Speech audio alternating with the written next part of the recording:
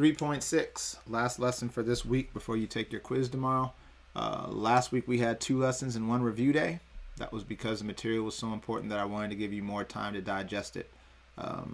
This week is the same. The simplify then solve process. Again, simplify by adding your like terms, then solve using what we learned is very important, and I want to be sure you get the chance to grasp it before we move on next week. The problems covered in today's notes are just our way of revisiting the types of problems that we covered this week. So these are pretty much your quiz questions, along with, I believe, one-step equations that you might see. But that's it. So solve 3/4 g equals 6. We get rid of the bottom number first. How? If that's divided by 4, we multiply by 4 on both sides. The 4's go away, bringing down 3g and 24. Again, you can check those numbers on your calculator. But again, to me, the best way I would do this is watch it be worked out, then pause when I get to the end, and then copy the problem down. That way you don't have to listen and write, because you can't listen and write at the same time. How do we get rid of the 3 when it's directly attached by multiplication? Well, I would divide by 3. The 3's go away, g comes down, 24 divided by 3 is 8. That's it. That's really all. And as I said, because we're now on our second week of doing this, you're starting to see how repetitive this stuff is, and how all it comes down to is whether or not you've practiced it or done what's necessary to know what's going on.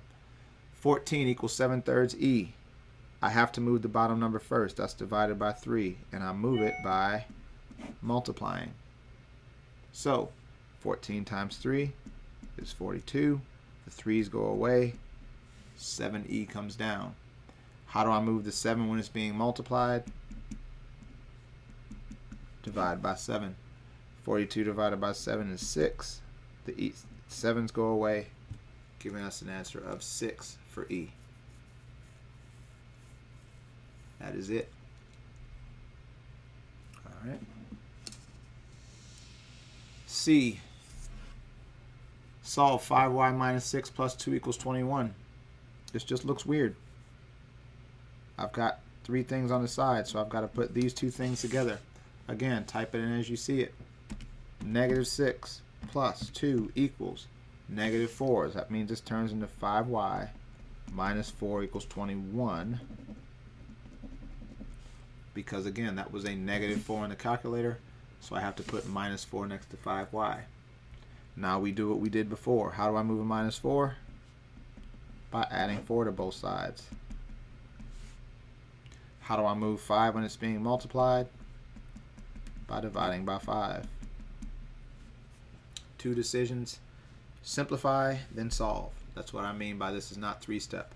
Simplify, then solve as usual. Simplify, then solve as usual. Again, it's just the same thing that you've seen. Just make sure you're ready for it when you get to the homework. And again, make sure you're sending me questions if you're having any issues answering problems. 9h plus 3 minus 7 equals 77. Again, too many things over here, but I can put 3 and -7 together. So 3 plus -7 works. Or as I've told you, 3 minus 7 also works. Bottom line is you end up with 9h minus 4 equals 77. Again, putting those 2 together makes -4. You have to put a negative in front of that 4. That's why I always made sure you recognize that that was a -4, not just a -4. Other than that, how do you move -4? By adding it. 9h comes down with 81. How do I move 9 when it's attached by multiplication? By dividing it. And there we go. Alright, so again, not a tough topic as long as you've done everything you're supposed to do up to now. E. Again, we have 3 things, but we don't put 3 with the 2x because that has an x on it. We actually put the 6x with the 2x. 6 plus 2 makes 8x, and then bring down your -3, which equals 21. From there, how do we move the -3? Well, by adding 3 to both sides. From there, how do we move the 8 when it's being multiplied? By dividing. X comes down, 24 divided by 8 is 3. Again, remember, if you have to pause it, replay it, re-listen, rewrite, whatever you need to do, go from there. Honestly, if you think you're really good, what I would do while I'm taking these things, once I think I get it, is I would pause it now. And then I would work out the problem to see what mistakes I made. Because again, if you want to know if you know something, I would work ahead. So I would actually, if I was a student trying to make sure I got it, I would pause the video before I start the problem, or before the teacher starts the problem, work it out, then hit play and see if I got the right answer. And if I don't get the right answer, at least I can see what I did wrong.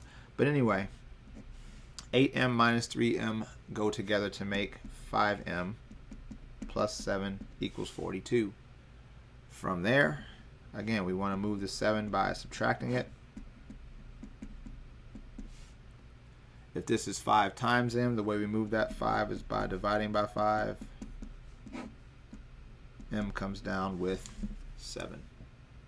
So today's homework assignment is an almost exact replica of the quiz you have tomorrow. If you work to get comfortable with the homework, then your quiz should be more manageable. Remember again to use the similar problem button to practice if you're really trying to do well. That gives you, more time to kind of work on your fluency. I wouldn't worry so much about finishing the homework as much as I would being able to just walk right through the problem. Figure out what goes together, write it down. Figure out what moves, write it. Figure out what moves, write it, and then get to there. So again, let me know if you need assistance on anything. But again, work to do well on this, because we are getting ready. We're actually more than halfway through the quarter. So do your best. Let me know where you need assistance. Again, just make sure you send me a picture of your work. Good luck.